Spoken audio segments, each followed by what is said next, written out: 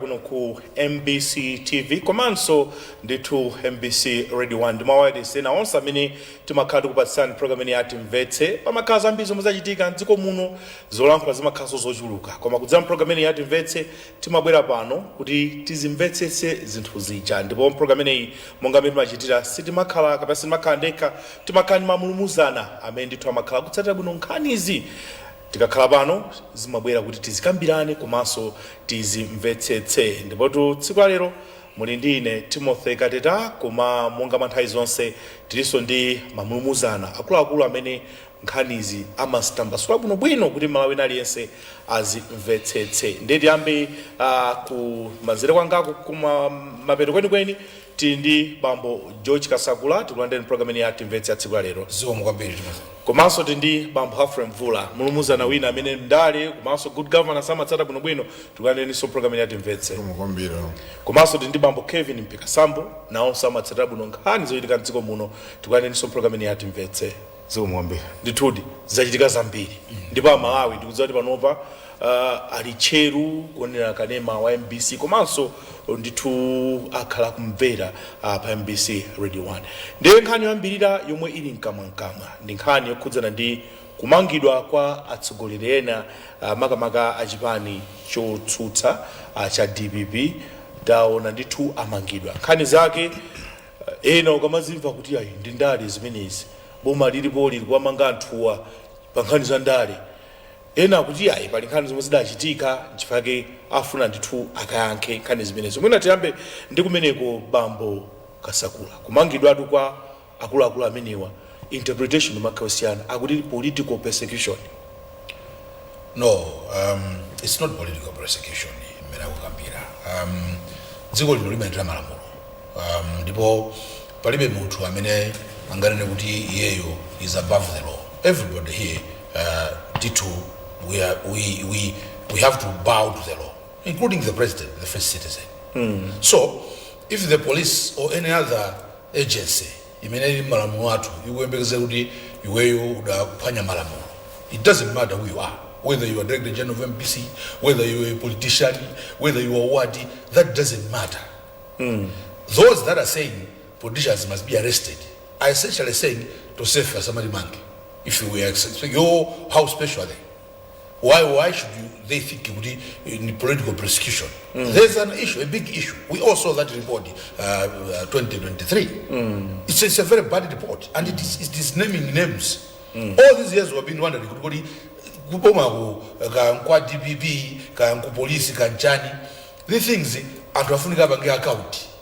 Kukoti kuja nkumene munthu mwakanena kuti ine nkhani insi ndachita ine nkhani insi ndachita supanena media kapena through ma press release achipani chako ndiye kumaganiza kuti Malawi will be duped. No, they were unsacking Salima Sugar akali kauri bomasiri na city 2020 mina pano Salima Sugar bazulili because Webster Kosam he has done a lot of work kumene kuja kuti alongosole company my Indians amapanga zawo uzofuna utibera.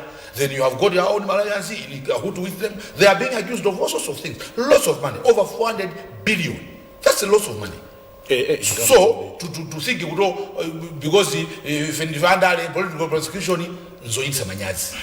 And it shows that DPP will be accountability. Safuna accountability. The larger issue is that Malawi has owned as many as owner. These days, there's a lot of excitement about DPP.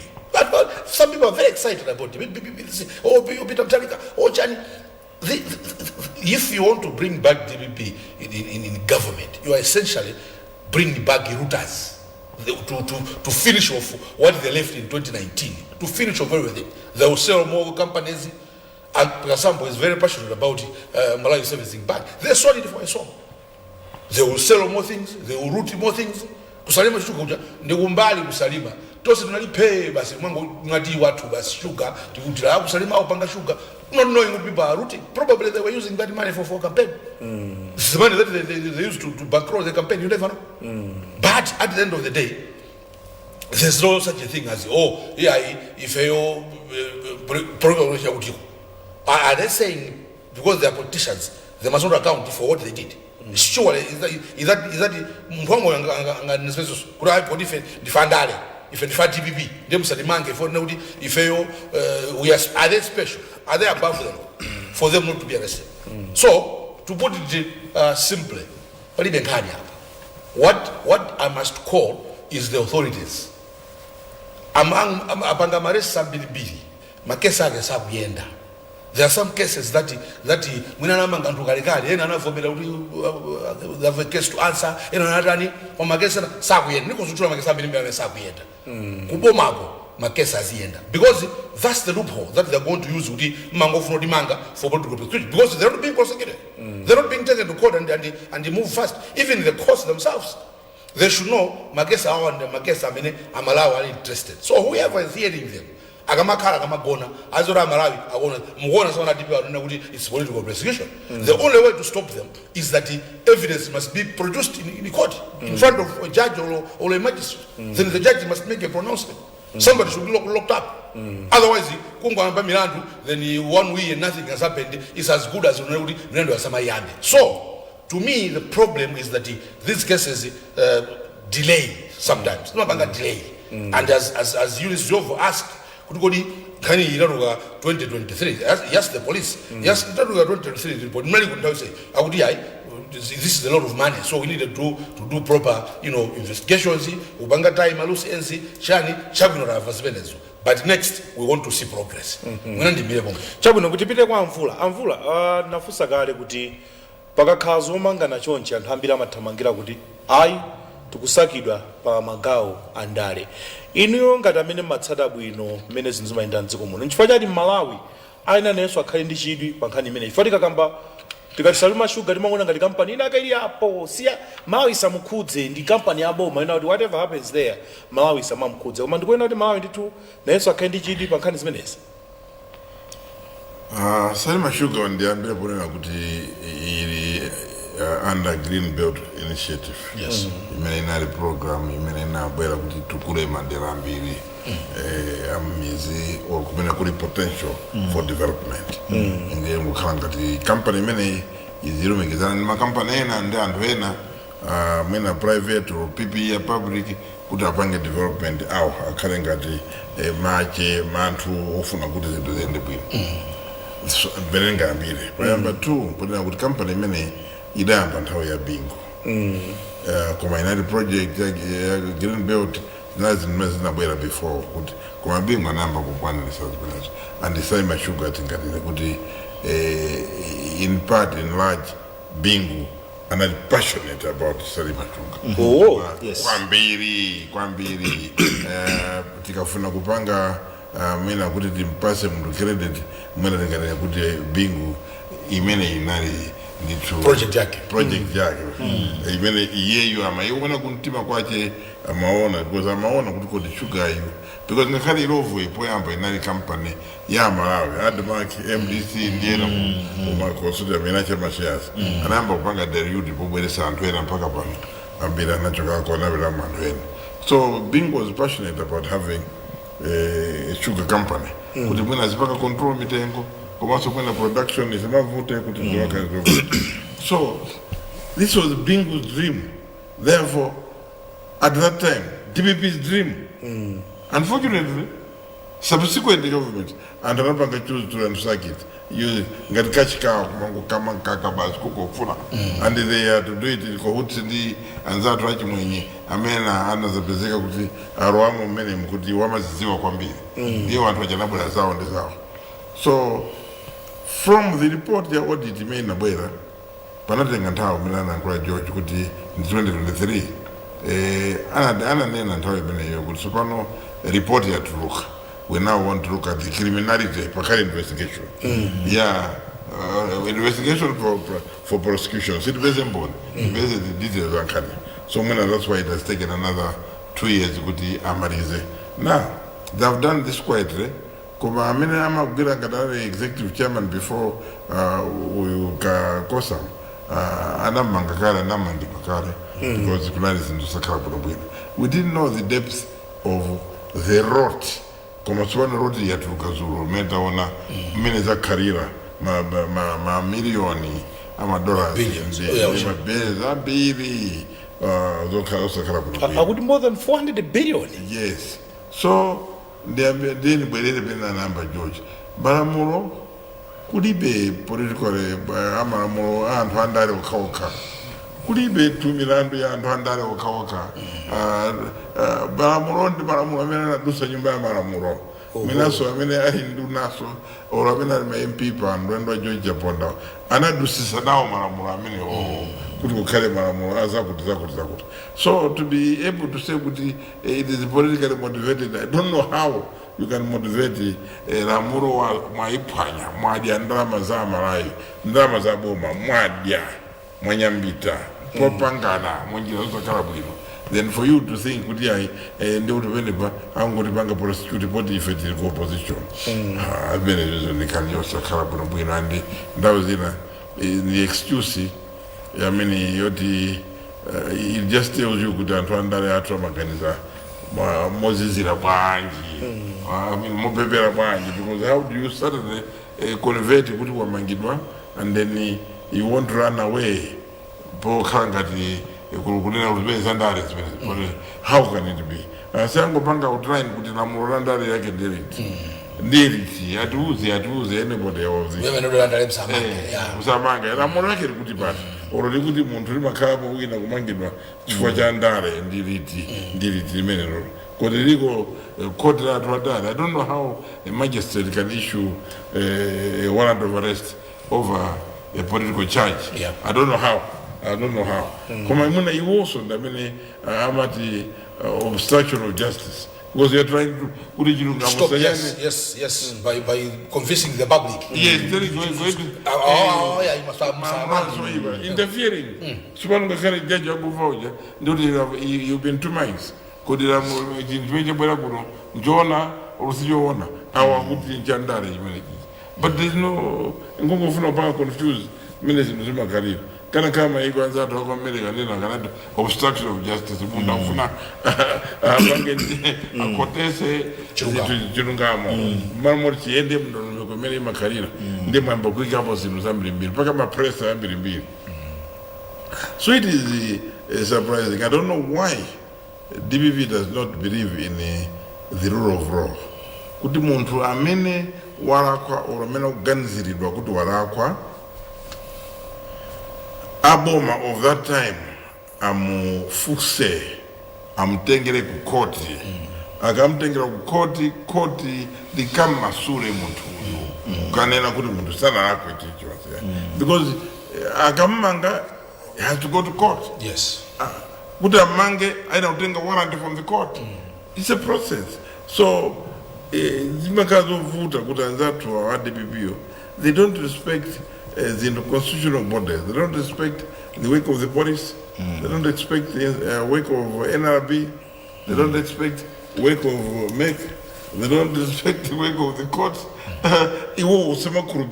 These things are in their minds legitimate. Any time when a police akamanga vigil, it is illegal again.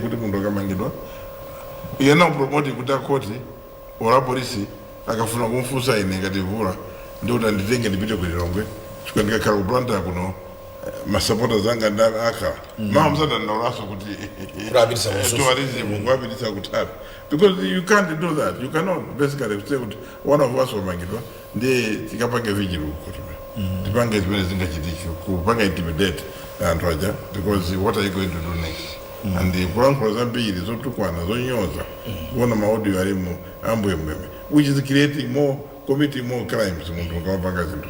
So for me chachikulu nchino Malawi aziwe zinthu izi kuti Salima Sugar was cannibalized, totally married basi. Because if that money had gone into reinvestment into the company, today that company would have been a big company. Yes. The prices of sugar would have been controlled. Yes. Sugar, what's the sugar? But that money went into individual pockets. And as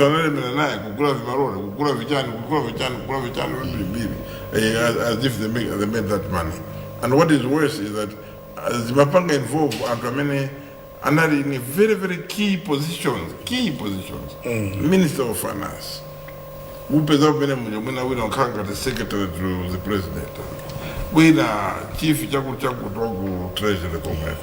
That's terrible. That is routine. I think the best way to describe it is routine. So I don't know how anybody, Malawian, whether what the BB individuals would not want to give the nation, government, to know the truth. Malawi is the way to court the endepo and the witnesses akatuluke ngata kufuna apeze maloya apange defend the democracy yathu ndeti wone nkhani yokuti inatha bwanji koma ngofuna kuti nkhani yangu ipo yera basi achakwera wape kuti aipoti kuti chisankho ndi kuti nayo ndamangafanya data wafuna maybe the timing itself which fight in masango in September. There's no time mukolo kumangidwa pa 15 September masango ali kama if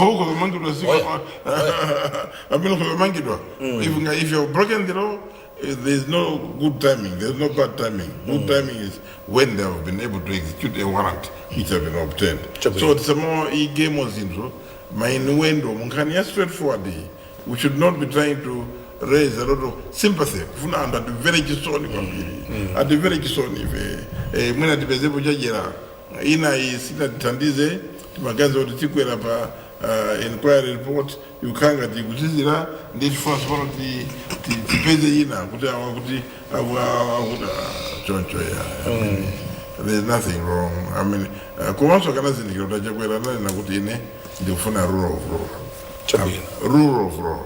I think we should praise somebody who will be singing a song, a rule of law. Chabino, Nampeka Sambo Hani Dimene Naguti. Taona maarrest amenewa ndemene anaforoza mvula kumaso bamboka sakula akuna kuti amene waphwanya malamulo mutsate komatu tili munyengo yona kuti politics will now take the center stage chiso manyika chitike pano ndale chiso manyika chitike pano ndale inu mukuti bwaje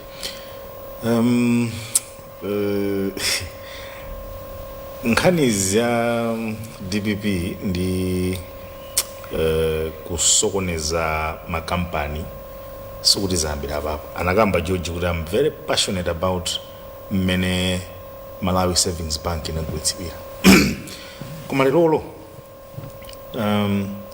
ndiona ngati Malawi ali ndi mwayi pamene mdziko munomo tikukamba zoti mmene mabwera ndaona makiro ambiri mufuna kulibe boma lakhala kukamba anthu ambirimbiri akhala kukamba kuti tigule mafuta timafuna forex koma forex kuti ipezeke ndiye kuti bomalo likupanga business ina yake pamakiupa jamuonapo mataxi muonapo maminibus anthu amene ajafuna katenga mafuta ajadzika panga business manipesetsaka chimodzimodzi bomanso limayenera kupanga business kuti tipeze forex tikuifuna ija titenge china chake tipititse tikagulitse kunja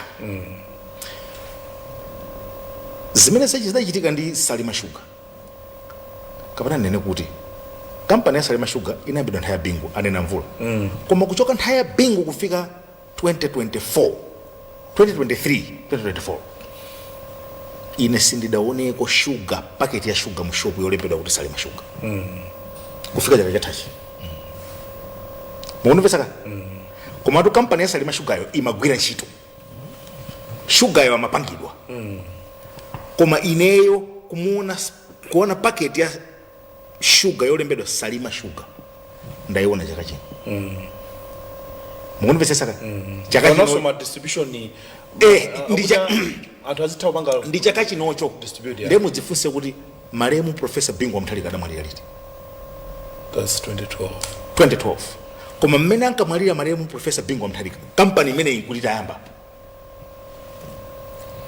muonepesaka kampani iyi inkulita yamba ndiye kuchaka 2012 kufika lero sugar amene amapangidwa ku Salima Sugar amapita kuti apa tudanda za forex ndikuti sugar ngati Malawi muno musamapezeka yani sugar olembedwa Salima Sugar mapaketi a sugar amenewo amene amapangidwa ku kampani ya boma ya Salima Sugar amapita kuti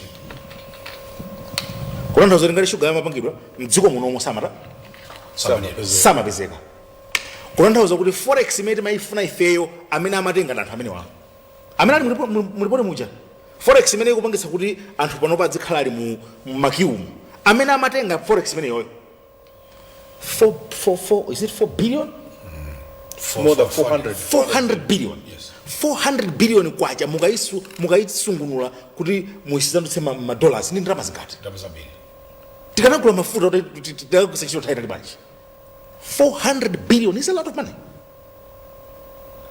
Ndiye mukufuna kundiuza kuti anthu adaononga kusakaza ndalama zimenezo, ndalama zimene dakatha kugulira mafuta, kugulira fetereza, kugulira mankhwala mzipatala, nkupangira misewu, olo kubwezeretsa misewu imene idaonongeka ndi Cyclone Freddy, olo kuamangira manyumba anthu amene aja.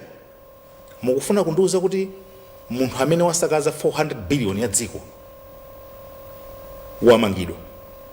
Mukunena kuti ndi political persuasion. Ndimene zimankhulidwira atu. Munthu wasakaza ndalama za dziko.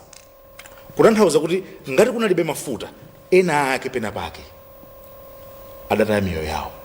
Chifukwa kuti adalephera kupita ku chipatala nthawi yoyenera.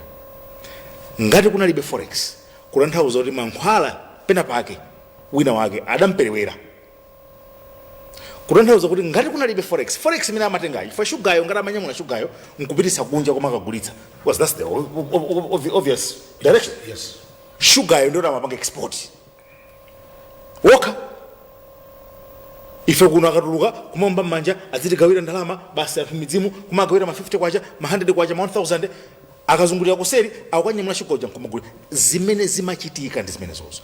Ndiye mukufuna kundiuza kuti mkwiyo ukhale pa anthu amene akumangana osati awo amangidwa. Chifukwa cholinga chokhazikitsira Green Belt Initiative, kenaka Green Belt nkupangano company Salima Sugar, nkuti tikapanga shugayo ngati tapanga ochuluka winayo titenge titumize kunja. Zijate kunena kuti tizigulitsa kunja kuti tikapeze forex zinati ndi shuga ngati amene. Mukumvetsa kale alipo mayiko amene minda ya shuga alibe yokwanira. Ife kuno kuti ndi nyanja ndi chifukwa yake bingu adakayika Salima Sugar kusalima. Kwa mwina musanapite sonza kuti zomwe amachita anthuzi kunalinso kutsutsana kwakukulu ndi masomphenya amalemu bingu. Makhanga ati kuti zomwe ankafuna bingu iwo osakugwizana nazo. Ndida akamba tsuna yake pano kuti anthu amene amatati DPP inali system, koma system yake osali yopindulira dziko lino.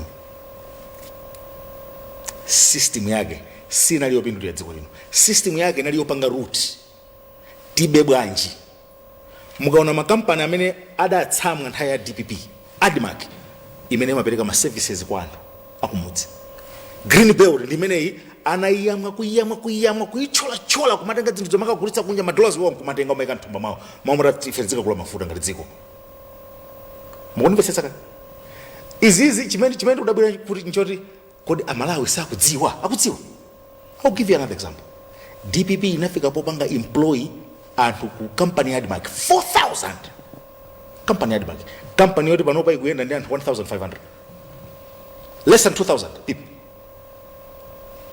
Zitsanzo zimene zizi ndi zimene zatipangitsa kuti lero ngati dziko tidzitsamwa.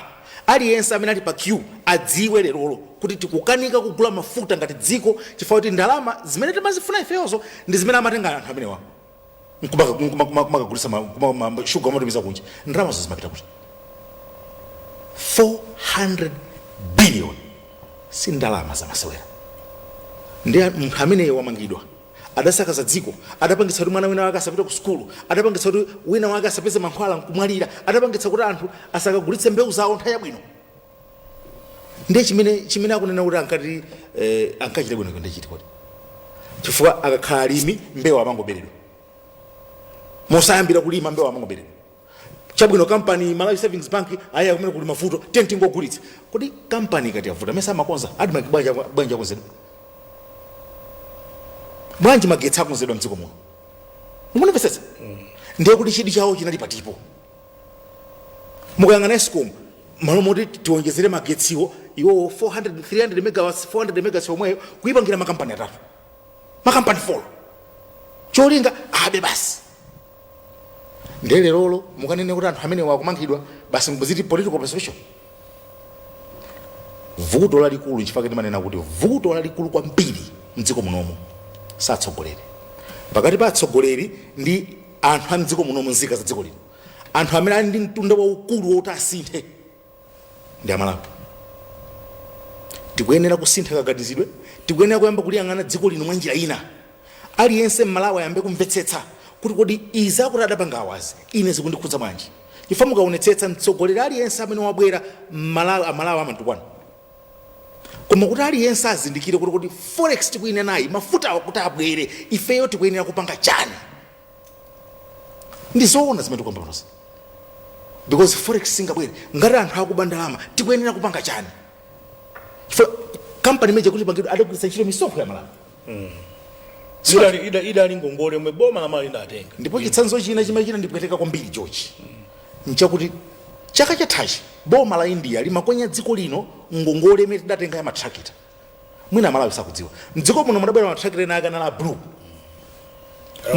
adangogawana matrakita amene aja matrakita amene aja cholinga chake chinali choti tizipanga za mega farms zimene ayamba achokera panosi mukunimvetsaka koma adangogawana matrakita aja kutanthauza kuti dziko lino ife tasonkha adapita kukatenga ngongole nkugula matrakita ndalama zake tikubweza ndifeyo panopa koma matrakita adakawana katenga ngongole kambitsira Salima Sugar mwapeza ndalama kuiwononga Salima Sugar yonso ndizinthu zomvetsa chisoni kwambiri kwa ine lamulo siliona nkhope siliona kaya udindo wa munthu kaya chiyani ndi chifukwa yake ula president amapita ku parliament ifani malamulo akarepana pake pamveka mphekesera kuti president tukumbuka last time anti corruption bill anapita kwa force president tukumvaza kuti ndizoona anakayankha that's the law so ndikamaona wina wake kumayima akamanga uyu akapita akamanga uyu naona amayena ake ajama yankhulobera kuti iferizenda maliseche ndendobori pano anthu amangidwa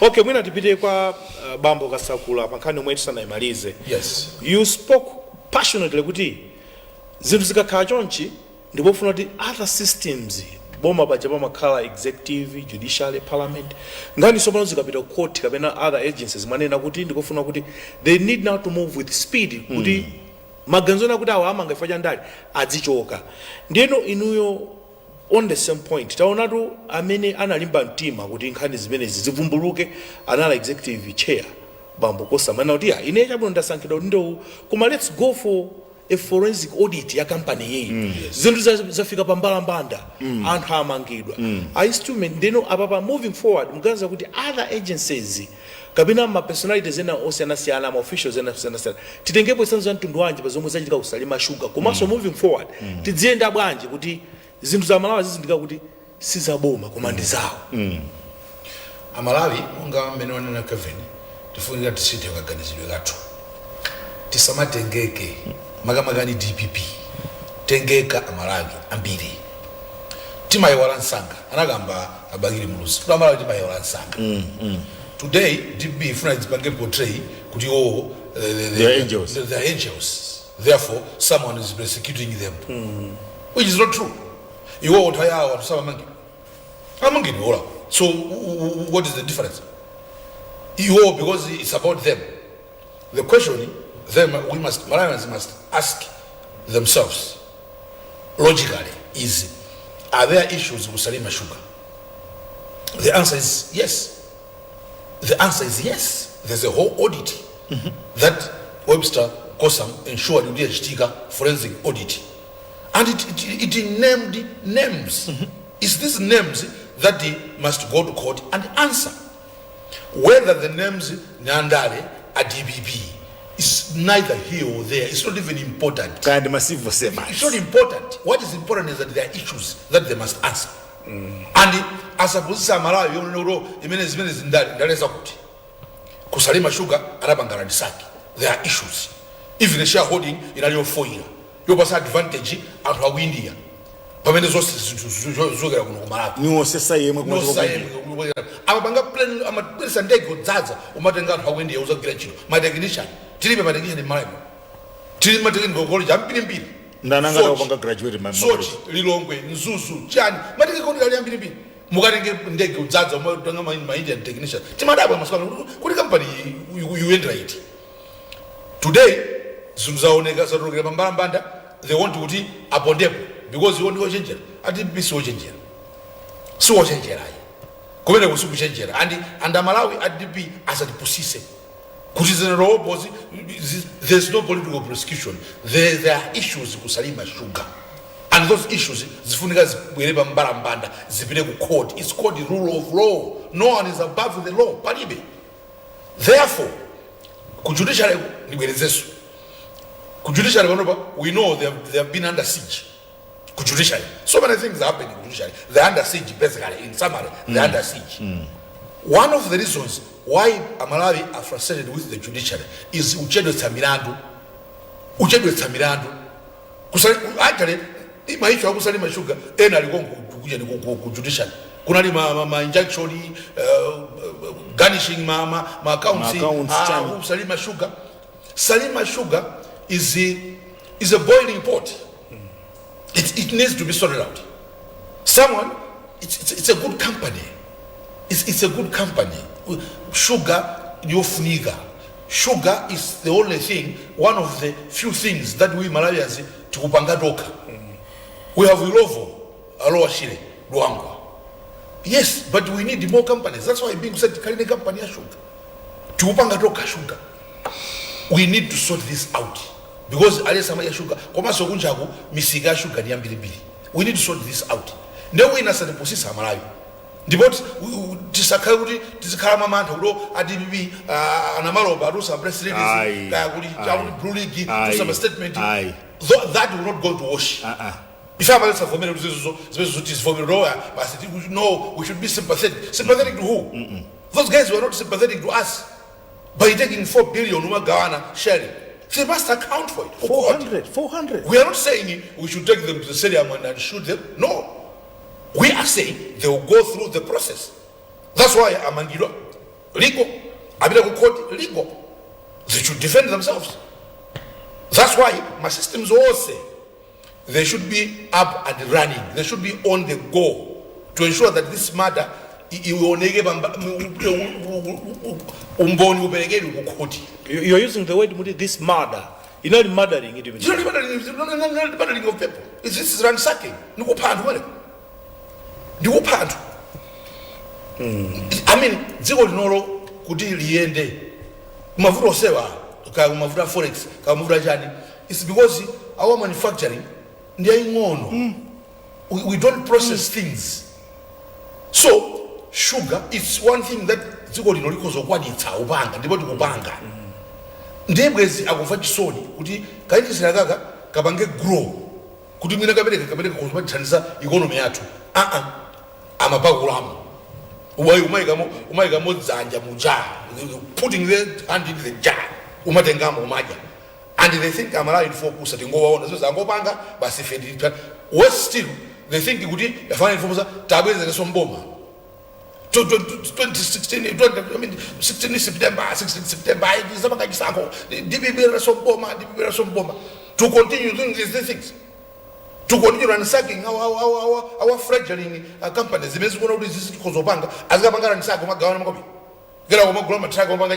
No, let's wake up. Let's wake up. These people are evil. This is evil. That's why they're forcing that old man in Bangoji, those that surround him. That's why I would options that before you go, just a soconese wouldn't draw Jabber some bomber. You as they should continue ransacking this country. They're also in go for me. We will not do it under our dead bodies. This is our country. We can't allow this country, some people should dupe Malawians and Kororo, Basi, Ifeo, Basi, we are sent now. Sent what? In the name of politics. In the name of politics, we are sent. Sent Kuti. Sent who? When you were ransacking a company. And it's not the only company that is a ransacked. If Kamuzu left this country on a good standing, every part of the economy, for the past 26 years when they were ruling, all they were doing is eating and ransacking. Not even developing new things. No, just eating. Kamuzu left the bank, sell it to Gawani Magobi. Manyumba makata manyumba kuboma 3,000 even MPC had houses. The DG of MPC was supposed to say kuti kumuro anonetsa nyumba ya DG kuti George bazuka nyumba iruwe alagulitsa they sold it umagusa basi basa ivenga koi even if Peter Mtai himself got some houses, have you forgotten? kungobwera basi mogusa zoti ena amanga zoti zikhale zaboma zikhale zipite pasokolo dziko umangopasana basi umangopasana. Today they want to ransack Salima Sugar and they don't be accountable. Tosi they can't pay your work. Oh yeah, good DPP, good Anamaro Bamba president. No, we're not going to accept it. This must be sorted out. Chabwino Mr. Gasagwa, bite kwa Mr. Mvula, mwajile kwa mbili.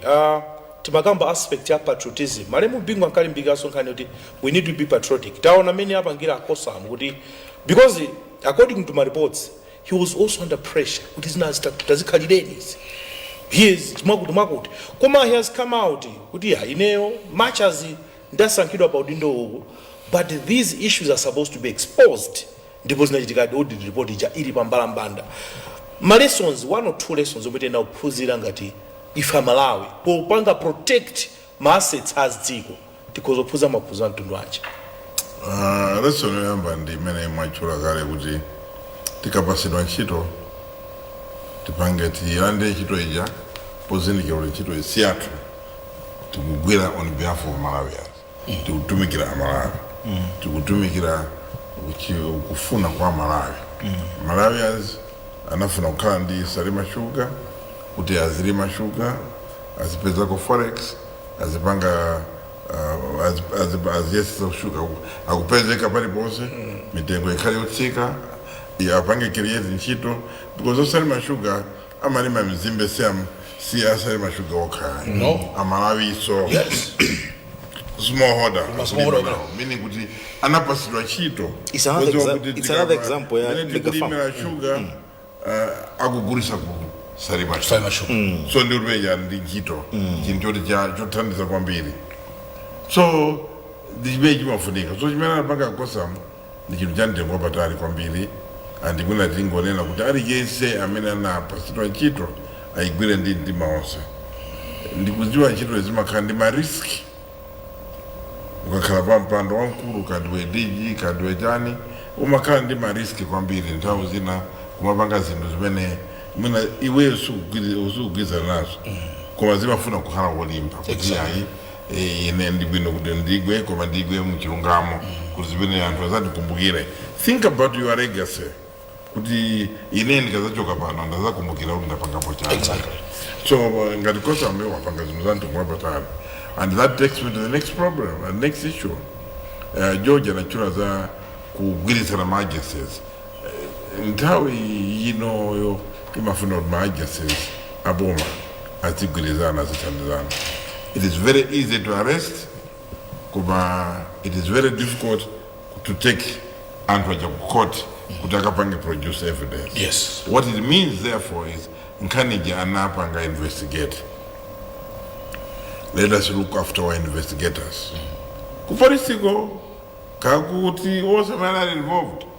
Anyamata wasema vutike popanga investigation kwa manala wasi kwa ukosa pasa zofunikira zoenera zotaka kugwira ntchito kani yagona pa DPP. A DPP mwina tikuvomera kuti mwina wiyo kuti mammoth task. Koma ndikukhulupirira kuti ntchito nkhani zina ngati zimene zizi I think it is time for you to recruit or to give some of these jobs kwa anthu ena. Kuli anthu tuamenefe Amalawi ambira madari. Kuna masala DP wake mutanto za director of public prosecution. Yes. Kwa Amalawi ena kumeti madari atu kuti ameti makhulupirira kuti awa mwina these are patriotic. We have people like Rendoga Mdoni so. Alipo Mdoni. Alipo Mdoni ulonga. Abene itima jua kuti ameneja akakugira nkani sama isi Bwana alipo alipo urendo wanyandana urendo give moko alipo alipo anyamata yena urendo father son alipo andu yena alipo ena nali majaji who came from prosecution alipo I mean anachotoka ku prosecution they have got a lot of knowledge ndibwino kuti akuthandizeni kuti kwapasa ntchito izi tisakanirire kuti mwina ndichuke nazo ndine ningopasa vana vanga woka and then motivate those lawyers amene muli nawo because ntchito izi zamagazi zina ntchito zonena kuti anthu kamagwira they are competing interests anthu amene akumangidwa aja ali ndi ndalama they can choose to calm down nkhani just because So there must be that kind of zenda bwino. So can I Minister of Justice, Attorney General, they must work as a team. And this is one of the kaza bwino. And that's how judiciary. Because at times judiciary unganikana zokuchedwa azikupangisa kuti anzanwa azoneka oyipa in the eyes of anthu amene amangidwa chikuti amagayiza kuti angoti manga. I've heard APM say kulibe umboni nkhani yanga nkhani sinapita court, but then look nkhani sinapita court but anthu amangidwa, but you've got to give them space kuti nkhani anthu ajapereke maumboni awo zikhale zikuenda nkhani kuenda ngati mwachilungamo. So an element yonena kuti wathandizi kuzokhala bwino bwino inuswa tu nkhani sinunena inuyo pano ya makani atu ankani makonda kuibwereza bwereza. We are very key. It's not just look. I'm not talking against specific individuals, but if you look at the lack of support, how many of those media houses are able to speak truth to power, or truth to the opposition, or truth to any politician? How many will actually call a spade and kunena kuti apa chocho ichizida kare bwino? But you are now to be carried along and look, the issue, this is politically trumped changes. Osango afusa bwanje anapekana mbona wake ndoto. So timakazi ndovutra bandawuzira when I mentioned this. My CSOs, you find that at times my CSOs, they are not able to look at the importance of the governance kazime tukamba pameza zimakazi ovuta vena adaka na ukamu inquiry lero akulimba ndi report imene kadapanga nawo. That's I mean, I don't even know how to describe that kind of attitude yoti yokhala yoti. It's insane. Then china choma chimene ngakule chomalisa ineni madabo kombini kuti DPP they are quick to complain or cry, oof, why, badi manga. I remember you were jadamanga bantu. What's that the ant? Particularly, I want this to be a topic Zaka Bepa. That was information. When the was a bank of beam, but can what I was I want. So could be number of people that were arrested. You were the Benga Boma. And I'm manga to Antana and IDF and I'm manga. Anachosa chito apili tikoloseli my judge and my general. So today one person and demand one a class would do Lando. You are saying, oh, yeah, so I think that was in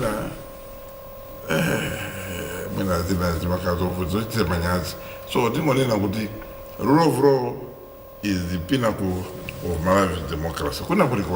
If we're going to collapse the rule of law, then we're gone.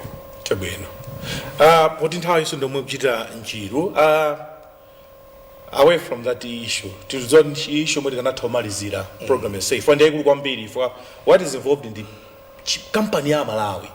Homa Malawi is amagula sugar, motsika, kumata sugar ujapenda pale wasoma bizeka. Now to be there pankani na mwe so a president atapita nditu UAE. Kutia ndifuna kuti tisinteka kudoka mafuta. So kamba soda chuluka.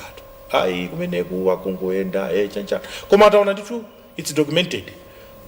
Dziko la Malawi kwanitsogula almost 51 million liters ya mafuta ndipo mafuta akubwera anagwisa doko lina la Tanzania ndipo mafuta akubwera ndondomeko yake ndio mwaija ya G2G au the government to government system. Tiyambe kumva kuchokera kwanu akatsagula mwachidule tiziti izi kutanthauzaje chifukwa tunda president anthu wanena zolankhula zambirimbiri. Mdziko muno muli vuto la mafuta. Vuto la mafuta lubwera chifukwa cha forex. A president alino dino jute yopanga isho kuti zinthu na Malawi ziwasautsa iwo na mene alino zisolva. That is a job description. Zimene zisoutsa Malawi iwo alino kuganiza ndi timu yawo kunena kuti tipange chakuti fana amene ali mphamvu amene ndi authority. So nkhani ya mafuta ndanenaso last time makambirana nkhani ya mafuta ikutivuta. You cannot be doing the same thing nkumaganiza kuti chinthu chikubweretsa result iwo mango panga chokwecho kupanga zoti things will change. No, it will not change. Ngati timagula mafuta mtundu wina then mtundu sizikuyenda. Then we needed some innovation to ensure that tikhale ndi mafuta. So for me, I'm happy kuti we are not talking of those leaders that last a month. Probably that is going to give us a launch pad kuti malainiwa sali bwino for anthu akuvutika. Let's not sugarcoat here. Anthu akuvutika, anthu akupanga spend ma hours pa line mamoto akakhale productive. Zamakamba peka samples kuti akugula mafuta adzaze wa taxi angofika pa freezer kugula mafuta ubake basi ukatenga anthu apange drama banja lake likaje. Is spending more time pa line. Zimene zisisa bwino and zifunika kuti zithe. So panopa we have to congratulate the president kuti he had the foresight of saying mwina de senjira hii ena ulia expense hai maramulo mfuna kuti set house mzugula mafuta acha zambiri zoka even when they took that law bill ku parliament mukumbira ansaka bright saka anakamba zambiri bili azosafuna kuti la morebeja litsatidwe zokhazo zandali zokhazo zona kuti mwina amaopa kuti zikatheka izizi ndio because let's face facts. They are using this as a campaign tool. Yoti boma ila de pere funa kuti mafuta. When they know kuti you were part of the problem. For example, you were part of the problem. It's not the problem of just this government. So simply put, ni chintu cha bwino. And we hope kuti mafuta wafika nsanga. Mbona nduna za energy baba dola likongo ku Tanzania akulangula kuti apanopa tayamba ndipo matraki akubwera. Zimene zofunika for anthu akuvutika and it's not a good sight. Umaona anthu akuvutika ali palaini, it's not a good sight. We need to sort this out as soon as possible. Ngati dziko Chabu ndipita kwa ampeka sample nkhani ndimene kuna kuti G2G arrangement yamba kuteka mafuta more than 51 million liters on the way kubwera kuno Malawi. Ombere mmanja ma tikuyenera kuthokoza koma osati kuthokoza kokha. Tikuyenera tsopano tiyambe kuzindikira chifukwa chilonda chimene chakhalitsa kwa nthawi yayitali simungamangochitsuka ndi spirit. Because that's ndi zimene takhala kuchita mdziko munomu. Nkhani ya mafuta inayamba kuvuta kalekale si lero ayi. Ndikhulupirira nthawi imeneyo pameneno muna anthu ambiri sitinkazindikira koma izi ngati zamakira kusalima shugazi kwa dimaki kuti Malawi Savings Bank chani ku Reserve Bank nthawi imene I think kuti zinayamba kumene ndiye vulo lijitsona lakula koma timangu kativindikira. So sikomba mmanja kokha koma mundilole kuti ndi yankhule nda Malawi pa nkhani imeneyi mwachidule kutengaso nthawi kuyankhula ngoka nkokuti zimene tikukamba panozi sitikukamba chifukwa tudana ndi munthu ndi chilungamo mdziko muno oti abweretse forex ndi ifeyo Amalawi. Ndi ifeyo sachakwera sindani ndi ifeyo amene tikuyenera kugwira ntchito amene tikuyenera kulima amene you see we can't have forex if we don't sell anything. Sitikhala ndi forex ngati sitigulitsa chinthu kunja. Statement imeneyi ikupita kwa Malawi. Sitikhala ndi forex mdziko muno ndipo sitidzakhala nayo ngati sitigwira ntchito molimbika nkutulutsa chinthu choti tikagulitse kunja. Ngati tilekerera makampani ngati Salima Sugar kuti kuseweretsedwa 400 billion anthu kumagawana ife nkumangombera manja akamangidwa mwamangira anja ameneyo ngati tipitiriza nkhalidwe umenewo wa Malawi forex ku Malawi sidzapezeka. Ngati atola nkhani ya mdziko muno tidzisankha kusiya chilungamo nkutsata munthu amene watipatsa ndalama nkukamba za iyeyo chilungamo chakukisiya potero mudziwe kuti mukudzala mbewu imene ana anu nanu adzamva nayo ululu ngati imene ifeyo tikumvera ululu ndi zimene adachita anthu ena kumbuyo. Statement imeneyi ikupita kwa atola nkhani ya mdziko muno chonde yes ndalama ndi zimenezo koma let's face the truth, call the truth as it is. Kodi awadaba pali umboni report ndi shuga yamaoneka ayi amapita kuti shuga ndikuti anthu amagulitsa tikambe bwanji nkhani imeneyi chifukwa ndi mmene anthu amene ali ndi mwayi oyankhula kwa Malawi ngati atola nkhani maproducers amene amapanga maprograms m'mawayilesi anthu amene aja akuyenera kukhala ndi chijama chikamba George kuti patriotism. We need to be patriotic to this country. Patriotism ndi imeneyo kodi munthu walakwitsa apa zalakwika bwanji apa zinatani apa nanga inu mmatani apo because umayenera kukhala pakati pa nzika ndi olakwa kuja. So ndimafuna ndipemphe pamene pachifukwa chinthu china chimene chapundula kwambiri kaganizidwe ka Amalawi ndi zimene zikumatuluka ma radio stations athu. Pomaliza penipeni ndimafunanso ndipemphe chilichonse chimene tikuchiona cholakwika ku Malawi kuno pali njira zambirimbiri zimene tingathe ntchito polimbana ndi zimenezo. Chimodzi mwa icho ndi chikhalidwe komanso oyimba.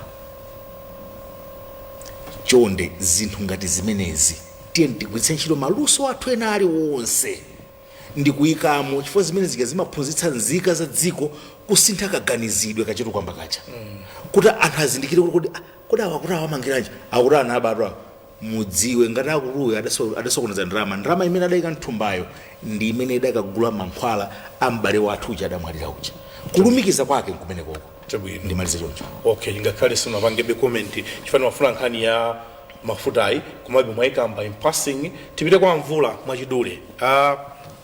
Mafuta tundenda amenewa abwera after that arrangement anthu adayankhula zambiri koma taona zipatso zake zambakoneka. No, mina ndinokondwa kuti mafuta abwera andi osatira G2G. Georgia ukumbukira nkhani imene takati kuijia kuyambira kuijia kodi kuira ngoti maira nkula removal of middlemen.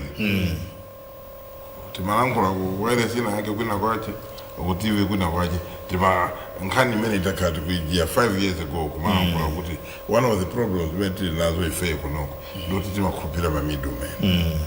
Middlemen wa akuika kwa malaya zama profit yao akumachedwesa zinthu zapanga promote zinthu makatero zote machula kwambiri timazera kwa middlemen na kumene. So pamene president awawa maka ndipo Malawi lapanga decide kupanga kugula zinthu G2G I'm happy because ndishifake mukutha kupeza. This is just the first relationship via yosera kukeja tutajura nawo kuti George yathu yochoka kumana pita president azipanga finalize and jabwera takambera konkulu palibe njira ina yoposa imene because government to government it will not just be dollars exchanging dollars and mafuta.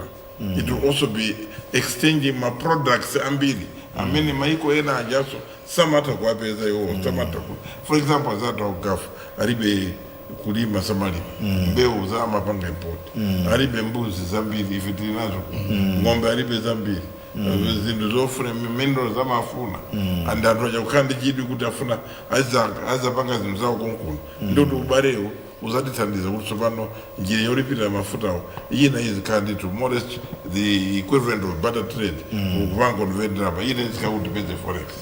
We can only do that G2G. We can come a company ndiye kuti yamanena kuti alipase ni forex ife tupase mafuta but now they will say give us mafuta mina mpanga aggregate zina kuti zapake convert kukhala payment yazo. So this paribe we just are going to safeguard it kuti musaro yakaberebere because every business opportunity momaro antwena melafuna adierere kutaononge. So let us safeguard the chino chachi ngono. So tingadere kuti ababa president achita bwino ndi boma lao madola awa na also tingadere kuti he has worked very hard to come up with a process. This is how every other minister should be doing his act. And I'm particularly happy in Malawi because he has engaged the media quite regularly the past 2 weeks. I think that is what some of us expect from anybody who is a minister of government. He must speak on behalf of government. Arankure kuti antu azimva Malawi aziziwa kuti chiuchitika tijana and that's the kind of hope because they are there to create hope kuti this problem is temporary, we are working hard to resolve it. So kwa ine G2G is the way to go. Chabwino. Mwina ndibwerere kwa mpika samba adimalizira Mr. Kasakula. Just 1 minute. Ndikufuna kwa mtundu wanji kuti Malawi program ya Timvetse. Ndikufuna kwa mtundu wanji Malawi tizimvetsetsa zinthu zimene timachitira muno. Malomoti tizingokhala mwangomvera za maluwa. Takambapo nkhani ziwiri za arrest umapati makamba nkhani ya G2G amalambiri samamvetsetsa uma zipatso zake zimenezi. 1 minute kufuna kwa mtundu wanji kuti Malawi tizimvetsetsa. sitingapanga chinthu china chilichonse ngati sitimvetsetsa kena kalikonse kufunika kwake nkumene koko ndi chifukwa chake wairesi ya boma ngati inu adayika programu yakuti timvetse kuti mumvetsetse kuti zinthu zimalumikizana bwanji kuti mumvetsetse kuti akamati kusintha kwa nyengo mumvetsetse kuti akuti achakwera president athu apita kunja aukatani kuti akamati G2G zikutanthauza chani kuti akamati tikusowa forex ndi kuti ifeyo ngati nzika tikuyena kupanga chani zimenezozo Amalawi sangapange ziganizo ngati samvetsetsa kena kalikonse Chabwino. Ndipite tiyike chidwi paku tiyambe ngati mngona ziwirikazi wina adabandirama kapena adasokoneza ndalama pake akumangidwa anthu ena kumapita makavina kumene kuja kumakathamanga muti kutseni tinaona pa TV kumapita anthu ku polisi basuku ma uniform awo azipande look mukuvinira chinthu chimene chidakuyikani mavuto. The genesis of our problems amene adapangitsa ndi amenewo inu mukupita kumeneko nkumanga aombera m'manja. All this happens ngati nzika sizimvetsetsa ngati nzika sizipanga connect kuti ichi ndi ichi chikutanthauza chani iza kwamba wazinzabodza nzona ngati sitimvetsetsa mavuto khoka ngati zimene ziliga. Chabwino timalize ndi Mr. Kasakula. Take home message yomwe mufuna kuti Amalawi imvetsetse pa ma issues amene takambirana pa ma arrest amene achitika okhuzana ndi anthu DPP nkhani ya kusalima sugar komanso ndi ya G2G kuti zikutheka adi mafuta akubwera.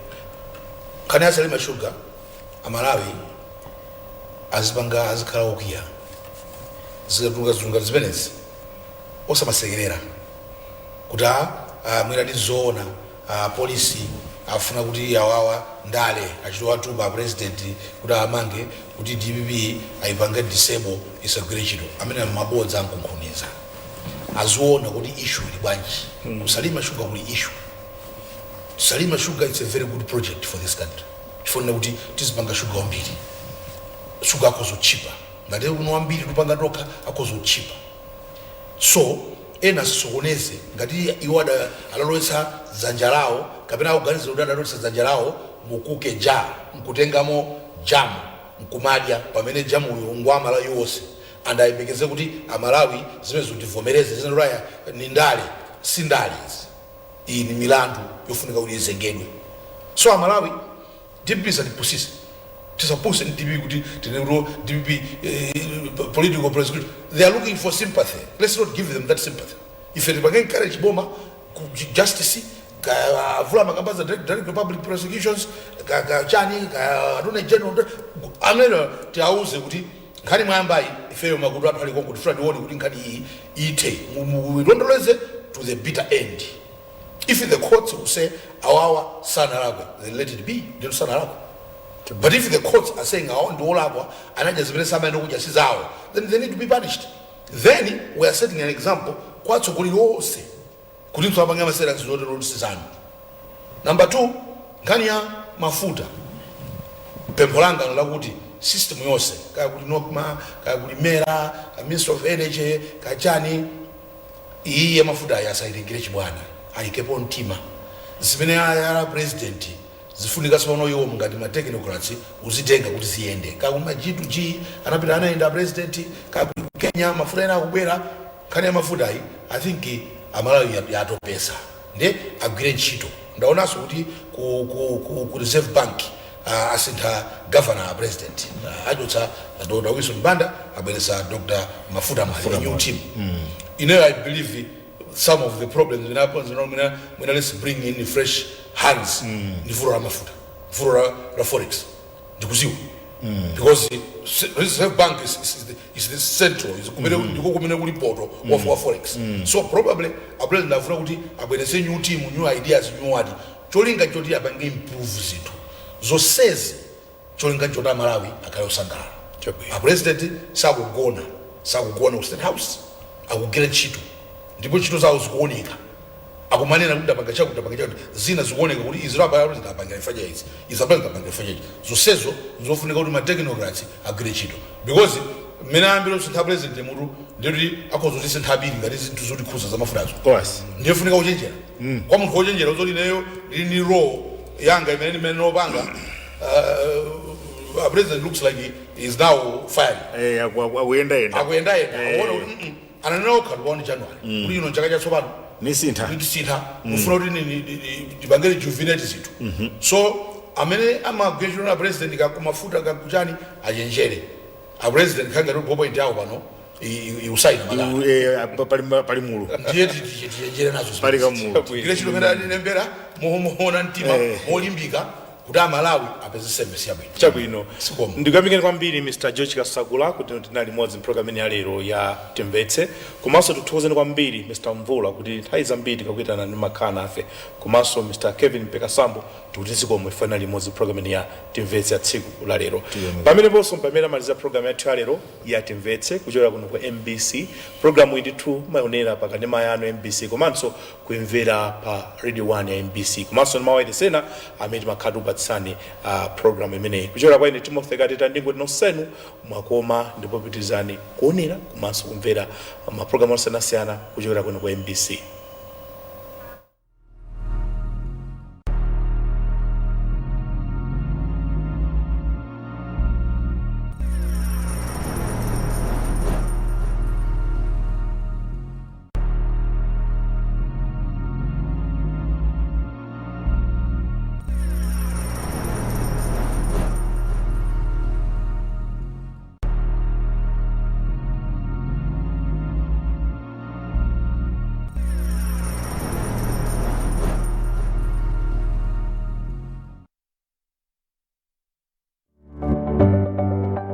Sabata ino mu program ya Woman Talk. Masiku ano anthu akungobereka ana kuti angokhala ngati zikwangwani dziko lidziwe kuti amene watu amabereka koma udindo olera anawo hayi ndithu sakupanga nawo bwinoyi. Ife kwatu tabadwa ana 10 kwa maya tusanali pantchito edi ndi amasamala Ana sakupanga spendi nthawi ndi makolo.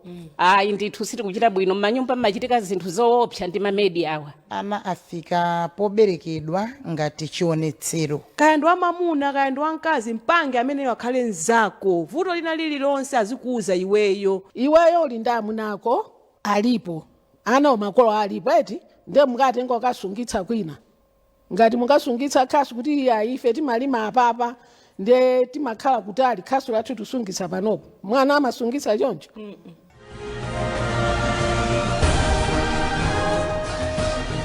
Let me take a selfie.